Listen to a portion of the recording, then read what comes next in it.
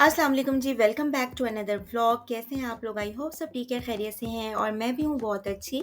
और जनाब आज का जो व्लॉग है ना, वो है इंग्लैंड की एक ऐसे डेस्टिनेशन के बारे में जहाँ पर ज़मीन ख़त्म हो जाती है और होता है समंदर शुरू। जी हाँ जी, I am talking about Land's End Cornwall. लेकिन इस खूबसूरत दिन का जो आगाज़ था ना, वो भी कुछ ख़ास और थोड़े से ना मज़ेदार से अंदाज में ही हुआ था। तो जनाब हुआ कुछ ऐसे कि अभी हम लोग ना सो के उठे ही थे कि ऐसे लगा जैसे किसी ने ना दरवाजे पे नॉक किया है। तो जैसे ही हम लोगों ने कर्टन पीछे किया तो वहाँ पर एक सीगल खड़ा हुआ था जो कि अपनी बीक के साथ ना डोर को नॉक कर रहा था। तो लाइक इतना अच्छा लगा ना कि बिल्कुल एक डिफरेंस था। मैंने कहा ये तो बड़ी मज़े की चीज़ होगी कि एक सीगल आके आपका डोर नॉक कर रहा है कि भाई कुछ खाने के लिए दे दो, मैं भी जो है थोड़ा वो नाश्ता वाश्ता कर लूँ। तो जनाब बच्चे तो हो गए थे बहुत ही ज़्यादा खुश ना सीगल्स को देख के। ख़ैर हमारे पास ब्रेड पीसेस थे थोड़े से, तो ब्रेड स्लाइसेस बाहर इनको दिए, बहुत से सीगल्स भी आ गए, क्रोज़ भी आ गए और हम लोग बस काफ़ी देर तक खड़े होके इन्हीं को देखते रहे, एन्जॉय करते रहे। तो जनाब आज जो है हमें निकलने में थोड़ा-सा लेट हो गया था क्योंकि गाड़ी थोड़ा-सा मसला कर रही थी। लेकिन अल्लाह का शुक्र है कि गाड़ी ने भी अपनी कोई हिम्मत-शिम्मत पकड़ी कि नहीं भई अभी इनको जो है वो धोखा नहीं देना। तो बस अल्लाह-अल्लाह करके जो है हम लोग निकले थे तकरीबन 1 बजे घर से और रास्ते में अभी हम लोग यहाँ से निकलने ही थे कि ये जो हॉलिडे पार्क है ना इसके कॉर्नर में बिल्कुल जो है एक बहुत अच्छा सीन लग रहा था, तो वहीं पे हमने गाड़ियाँ रोक ली और वहाँ पे रुक के थोड़ा-सा नेचर को एन्जॉय किया। वहाँ से ना ये हॉलीवेल बे जो है उसका बीच नज़र आ रहा था और इतना अच्छा मंज़र लग रहा था ना कि इतनी ऊपर से आपको बीच नज़र आ रहा है और एक तरफ जो है वो हॉलीवेल बे का जो हॉलिडे पार्क था ना वो सारा नज़र आ रहा था। तो बहुत ही अच्छा लग रहा था।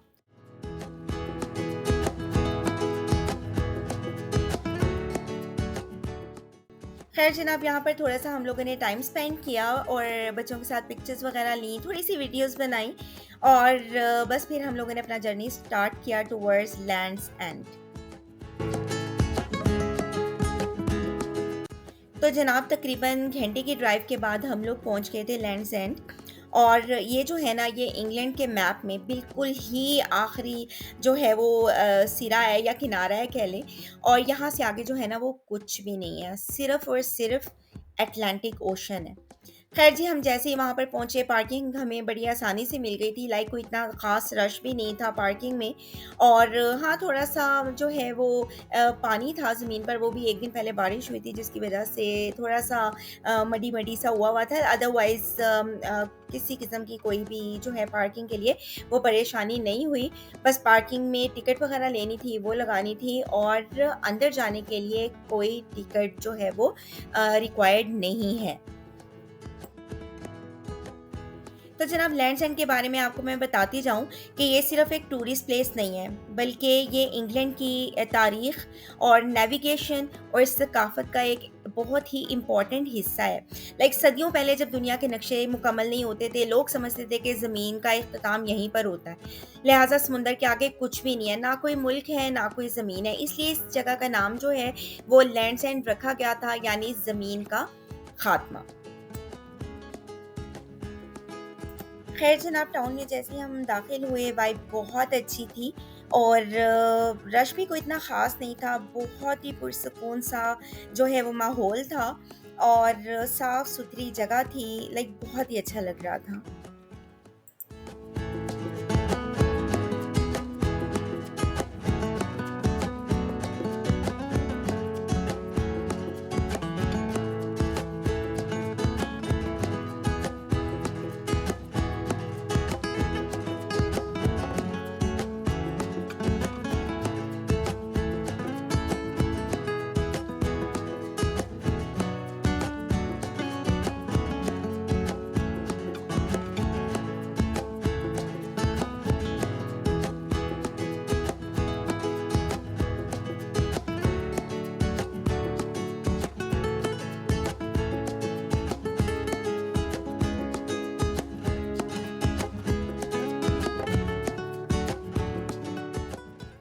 तो जनाब यहाँ पर स्टार्टिंग में ना थोड़ी-सी शॉप्स वगैरह थी जहाँ पर लोग जो हैं कुछ बाय कर सकते हैं और बैठने की भी जगह थी। उसके अलावा छोटी-छोटी जो है यहाँ पर 1-2 अट्रैक्शंस भी थीं। उसके अलावा बैक साइड पे एक छोटा-सा प्ले एरिया इन्होंने बनाया हुआ था जहाँ पर बच्चे जो हैं वो प्ले कर सकते हैं। लाइक बहुत अच्छी एक नाइस टूरिस्ट प्लेस बनाई हुई थी जहाँ पर किसी किस्म की जो है वो टिकट रिक्वायर्ड नहीं थी। ख़ैर जी, यहाँ पे चलते-चलते जो है बिल्कुल फ्रंट पे हम लोगों को समंदर थोड़ा-सा नज़र आया और बस यकीन करें कि बेख्तियार दिल से निकला वाओ! लाइक इतना प्यारा मंज़र था, इतना खुला आसमान और नीला समंदर और हल्की-हल्की ठंडी-ठंडी हवा चल रही थी। लाइक इतना अच्छा लग रहा था, इतना अच्छा लग रहा था कि बस मैं आपको क्या ही बताऊँ। और ये देखें कितना प्यारा, कितना हसीन लग रहा है और ये जो सामने समंदर है ना, ये सारा अटलांटिक ओशन है और ये दुनिया का दूसरा सबसे बड़ा समंदर है जो यूरोप और अमेरिका के जो है दरमियान वाक़ है। और लैंड एंड से जो समंदर नज़र आता है ना, वो बेसिकली अटलांटिक ओशन का ना नॉर्थ साइड है, जो सीधी जाके आयरलैंड, अमेरिका, कनाडा और कैरिबियन जज़ीरों तक फैला हुआ है और यही वजह है कि यहाँ पे खड़े होके ना बिल्कुल ऐसे लगता है जैसे हम दुनिया के आखिरी किनारे पर खड़े हुए हैं और इसके आगे सिर्फ नीला पानी है, नीला आसमान है। और जनाब ये इतनी प्यारी जगह है ना कि यहाँ पे आके मुझे एहसास हो रहा था कि टूरिस्ट प्लेस ये इतनी अच्छी क्यों है, क्योंकि यहाँ की नेचुरल ब्यूटी इतनी अच्छी है। यहाँ की ये देखें रॉक्स हैं, खुले मैदान है, नीला समंदर है और इतना खुला आसमान, लाइक इतना प्यारा लग रहा है। और यहाँ पे लाइक यहाँ की फ़ोटोग्राफी देखें कितनी अच्छी, यहाँ की वीडियोस कितनी अच्छी और यहाँ पे डिफरेंट ऐसे इन्होंने स्पॉट्स बनाए हुए हैं जहाँ पे खड़े होके हम पिक्चर्स वगैरह ले सकते हैं, जो कि एक परफेक्ट फ़ोटो स्पॉट कंसीडर किया जा सकता है। उसके अलावा यहाँ पे काफ़ी लोग हैं जो यहाँ पे ये कॉर्नर पे कैफ़े है जहाँ पर बैठे हुए हैं, यहाँ पे कॉफ़ी पी रहे हैं, चाय पी रहे हैं और इतना पीसफुल एनवायरनमेंट जो है उसको एंजॉय कर रहे हैं यहाँ पर। सबसे बड़ी बात ये है कि यहाँ पे टिकट कोई नहीं है, रश भी यहाँ पे कम होता है, टिकट भी नहीं है और शोर-शराबा भी कोई इतना ख़ास नहीं है। लाइक समंदर का जो शोर था ना, उसकी आवाज़ें लाइक इतनी अच्छी लग रही थी कि लाइक दिल कर रहा था कि कोई ना बोले और मैं भी ना बोलूँ और बस खामोशी से ही सुनते रहें और ये जो मोमेंट है उसको हम एंजॉय करते रहें।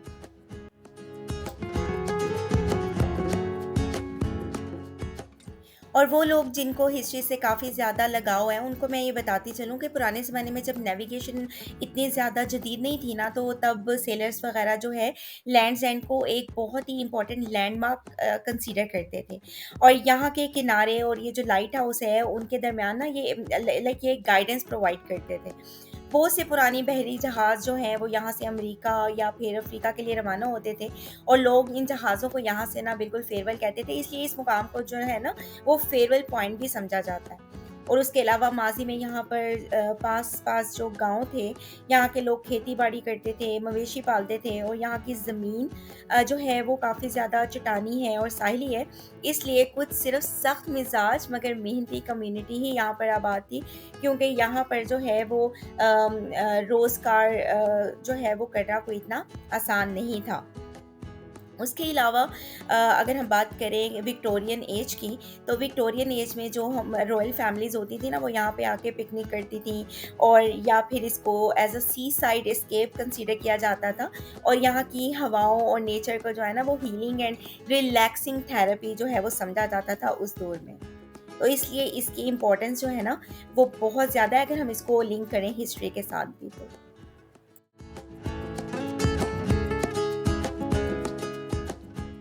और इसके बारे में आपको एक और इम्पॉर्टेंट इंटरेस्टिंग फैक्ट मुझे कहना चाहिए कि वो मैं आपको बताती जाऊँ कि ये लैंड्स एंड जो है ना, ये वही जगह है जहाँ पर अटलांटिक ओशन के नीचे से पहली टेलीग्राफिक लाइन स्टार्ट हुई थी, जो कि बरतानिया को अमेरिका से जोड़ती थी और यहीं से रेडियो और टेलीग्राफी कम्युनिकेशन का आगाज़ जो है वो 19th सेंचुरी में हुआ था।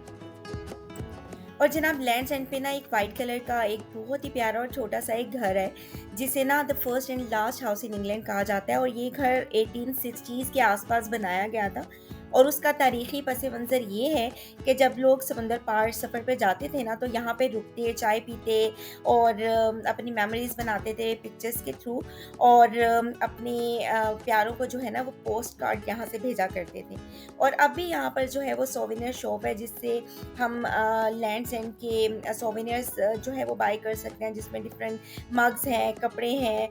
यहाँ पर इवन कि हम यहाँ से पोस्ट वगैरह भी कार्ड्स जो हैं ये लैंड्स एंड के कर सकते हैं, जो कि बहुत स्पेशल होते हैं किसी के लिए।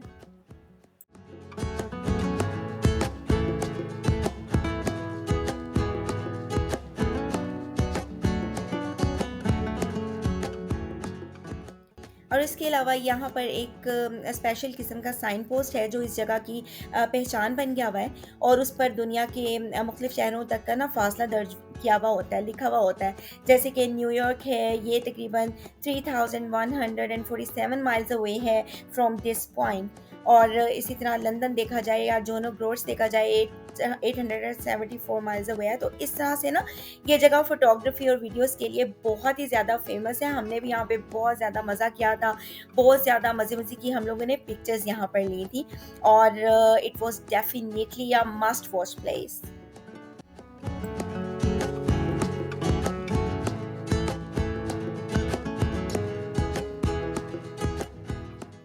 और यहाँ की इतनी अच्छी वाइब थी ना, लाइक ये सिर्फ़ एक समुंदर नहीं, बल्कि ऐसे लग रहा था जैसे कुदरत अपना पूरे का पूरा रंग दिखा रही है।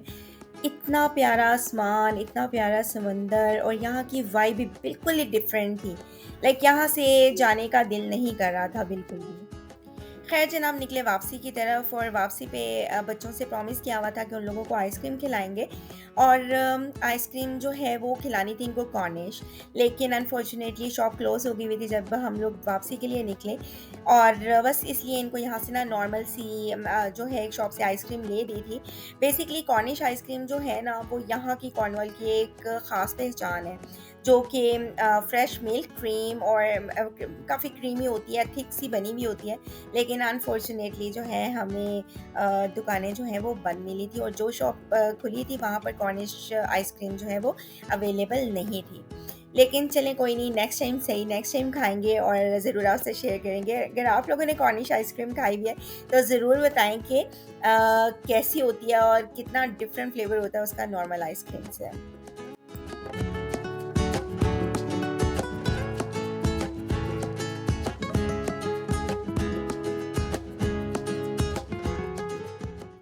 तो बस ना बच्चों को आइसक्रीम वगैरह खिलाने के बाद हम लोग निकले अपने नेक्स्ट डेस्टिनेशन की तरफ, जो कि मैं आपसे नेक्स्ट व्लॉग में शेयर करूँगी।